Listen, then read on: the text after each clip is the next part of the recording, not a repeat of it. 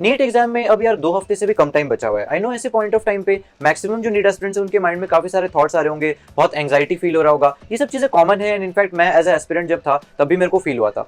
हाय everyone, मेरा नाम Shoaib Aftab, NEET 2020 all India rank 1। आज के इस वीडियो में मैं आपको बताऊंगा कि नीट से जस्ट एक हफ्ते पहले यानी कि जो लास्ट वीक होगा बिफोर नीट, उसमें आप क्या क्या चीजें ऐसी फॉलो कर सकते हो जिससे आपका जो पूरे 2 साल या 1 साल आपने जो ढंग से प्रिपरेशन की है उसको आप जस्टिस दे पाओ, जितना आपने मेहनत किया है उसको आप कन्वर्ट कर पाओ आपके नीट के एग्जाम में। ठीक है, तो यहाँ पे मैं आपको कुछ चीजें बताऊंगा जो आपको करनी चाहिए, कुछ डूज है और इसके अलावा कुछ डोंट्स भी है, जो चीजें आपको बिल्कुल अवॉइड करना है जिससे आपका प्रिपरेशन खराब हो सकता है। ठीक है, तो बिल्कुल स्टार्ट कर लेते हैं। सबसे पहला यार थिंग्स टू स्टडी, मतलब क्या ऐसी चीजें जो हमें पढ़नी चाहिए ऐसे पॉइंट ऑफ टाइम पे। पहला यार एनसीईआरटी डेफिनेटली पढ़ो। बायो की एनसीईआरटी आप लास्ट वीक में या फिर अभी जितना टाइम बचा हुआ है अभी आप पढ़ सकते हो। जितना ज्यादा पढ़ोगे बायो की एनसीईआरटी उतनी ज्यादा एनसीईआरटी की लाइन याद होगी। जल्दी जल्दी पढ़ना है, ऐसा नहीं है कि एक ही चैप्टर को बहुत टाइम देना है। 1-1.5 घंटा 2 घंटा देके एक चैप्टर फटाफट रीड करो और कोशिश करो कि लाइनों को एक बार कैसे भी करके ट्राई करो कि वो चीजें याद हो जाए। फिर उसके बाद केमिस्ट्री में भी इनऑर्गेनिक की एनसीईआरटी ढंग से कर सकते हो, बिल्कुल बायो की तरह। फिजिक्स ऐसा इंपॉर्टेंट नहीं है कि आप लाइनों को एकदम रटो, बट आपको पता होना चाहिए कि यार एक चैप्टर के अंदर जो अलग अलग पैराग्राफ्स है उसमें क्या बताया जा रहा है। एटलीस्ट आप समझ के उस चीज को मतलब समझ जाओ, बट याद करना जरूरी नहीं है। ठीक है, तो एनसीईआरटी कर सकते हो। फॉर्मूले सारे रिवाइज करो। फिजिकल केमिस्ट्री के सारे फॉर्मूले इंपॉर्टेंट है, फिजिक्स के सारे फॉर्मूले इंपॉर्टेंट है। एटलीस्ट जितना आप याद कर पाओ, जहां पे कंसेप्चुअल आपको लगता है कि यहाँ पे सिर्फ कंसेप्ट से काम चल जाएगा, वहां पे सिर्फ कंसेप्ट से काम हो सकता है। ठीक है, बट कहीं पे बिल्कुल फॉर्मूला रटने की जरूरत है, वो चीजों को रट लो। ठीक है, इसके बाद निमोनिक्स हो गए। निमोनिक्स आप रिवाइज कर सकते हो कि लास्ट वीक में क्या होता है कि बहुत सारे निमोनिक्स हो जाते हैं जब हम कंबाइंड देखा जाए फिजिक्स केमिस्ट्री बायो में। तो कहीं ना कहीं सारे निमोनिक्स को आप अगर एक बार देख लेते हो ढंग से तो आप एग्जाम के टाइम पे कंफ्यूज नहीं होगे।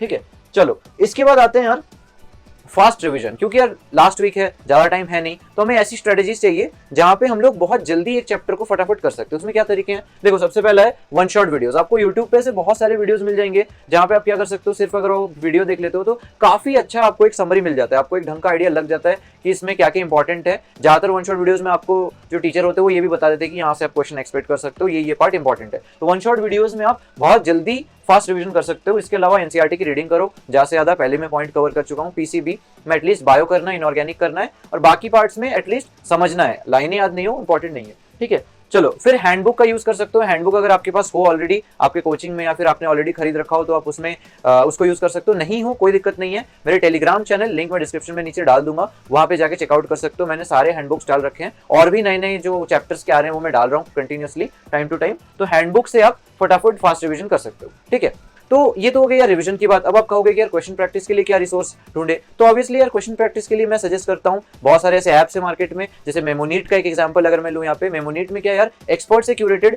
30,000 प्लस यहाँ पे आपको क्वेश्चंस मिल जाएंगे। क्वेश्चन सिर्फ जो सिंगल करेक्ट वाले नहीं है, बहुत सारे अलग अलग फॉर्मेट्स में है। असर्शन रीजन क्वेश्चंस हो गए, डायग्राम बेस्ड क्वेश्चंस हो गए, फिर मल्टीपल स्टेटमेंट वाले जो 2 स्टेटमेंट वाले क्वेश्चन आते हैं, स्टेटमेंट 1 स्टेटमेंट 2 के फॉर्म में, फिर बहुत सारे स्टेटमेंट वाले जो क्वेश्चन आते हैं वो सारे क्वेश्चंस यहाँ पे आपको कवर्ड मिलते हैं। सिर्फ यही नहीं, जो फॉर्मूले होते हैं जो यहाँ पे मैं आपको बोल रहा था, फॉर्मूले आपको बार बार अच्छे से याद करने हैं, तो फॉर्मूले हो गए या फिर कोई टफ रिएक्शंस हो गए, जैसे ऑर्गेनिक केमिस्ट्री में रिएक्शंस होती है, ये सबको यहाँ पे बार बार आपको यहाँ पे रिवाइज करवाए जाते हैं। वही वाले क्वेश्चंस आपको बार बार दिए जाते हैं ताकि आप उसको टाइम टू टाइम सॉल्व करोगे तो आपके माइंड में वो चीजें छप जाएगी। तो बार बार उसका रिवीजन करना इंपॉर्टेंट है। इसके अलावा याद करने के लिए आपको 3-4 और तरीके भी यहाँ पे दिए गए हैं। जंबल्ड वर्ड के फॉर्म में आप उस चीज को याद कर सकते हो, मैच द फॉलोइंग के फॉर्म में आप उस चीज को याद कर सकते हो, फ्लैश कार्ड के फॉर्म में कर सकते हो। ये सब चीजें आपको मेमोरी ऐप पे मिल जाएंगी। सिर्फ यही नहीं, बहुत ही अमेजिंग इनके पास रिपीट टेक्नोलॉजी है, जहाँ पे फर्स्ट डे, थर्ड डे, फिर 5th डे, 8th डे ऐसे स्पेस रिपीटेशन टेक्निक के फॉर्म में आपको टाइम टू टाइम पे, जैसे फर्स्ट डे पे क्वेश्चन आएगा, फिर वही क्वेश्चन थर्ड डे पे आएगा, फिर 5th डे पे आएगा, फिर 8th डे पे आएगा। तो इस तरीके से रिपीट करवाया जाता है ताकि वो क्वेश्चन जो है वो आपके माइंड में बिल्कुल छप जाए।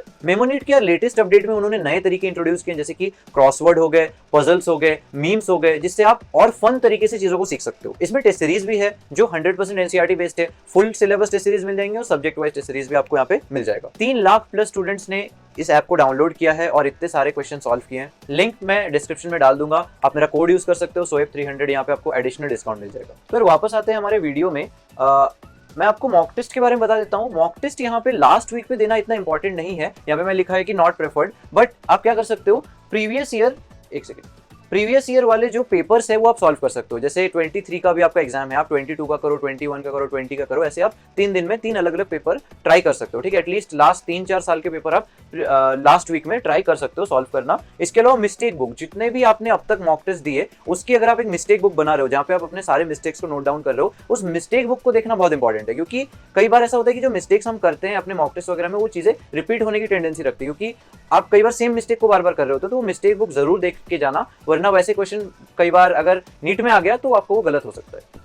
इसके बाद फाइनली आते हैं यार, डे बिफोर एग्जाम क्या करोगे। डे बिफोर एग्जाम में कोई ऐसा स्टडी की रिक्वायरमेंट नहीं है, आप उस दिन बिना पढ़े भी जा सकते हो। लेकिन आपका बिल्कुल बहुत मन हो, पढ़ने का एकदम मन कर रहा है, तो आप max to max formula revision कर सकते हो और बायो की एनसीईआरटी एंड ऑल पढ़ सकते हो। ठीक है, कुछ चीजें अवॉइड भी करनी है जिसके बारे में आपको बताया तो बहुत इंपॉर्टेंट है। यहाँ पे कोई बैकलॉग चैप्टर मत करना यार, क्योंकि बैकलॉग चैप्टर में ऐसा होगा कि आप बहुत टाइम आपका खा जाएगा, क्योंकि वो चैप्टर आपका इतना स्ट्रॉन्ग नहीं है, आपने पहले उसको पढ़ा नहीं है। तो एक पूरे नए चैप्टर को अगर आप फिर से पढ़ रहे हो, ठीक है, नई चीजें ट्राई करनी नहीं, न्यू टॉपिक्स हो गए, बैकलॉग चैप्टर हो गया, इसमें इसको छूना ही नहीं। अगर कुछ छूट गया पहले से, एक पूरा चैप्टर छूट गया तो कोई दिक्कत नहीं, उसको रहने दो। ठीक है, क्योंकि उसको पूरा पढ़ने जाओगे तो 2 दिन ऐसे ही निकल जाएंगे। ठीक है, वैसे ही कम टाइम है, एंग्जाइटी और प्रेशर में नहीं आना है। क्योंकि आपको एक चीज समझना है, ये जो एक हफ्ता बचा हुआ है ये सबके लिए बचा हुआ है। ठीक है, सबका कुछ ना कुछ वीकनेस होता ही है। किसी का बायो वीक है, किसी का केमिस्ट्री है, किसी का फिजिक्स है, किसी के नंबर बहुत अच्छे आ रहे होते हैं वो भी टेंशन में, किसी के थोड़े कम आ रहे होते हैं वो भी टेंशन में। तो सब कहीं ना कहीं एंग्शियस है, स्ट्रेस में है। तो आपको उस चीज का प्रेशर नहीं ले रहा है, क्योंकि इससे कुछ चीजें इंप्रूव नहीं होगी। आपको हमेशा उन चीजों पर फोकस करना है जो आपके कंट्रोल में है।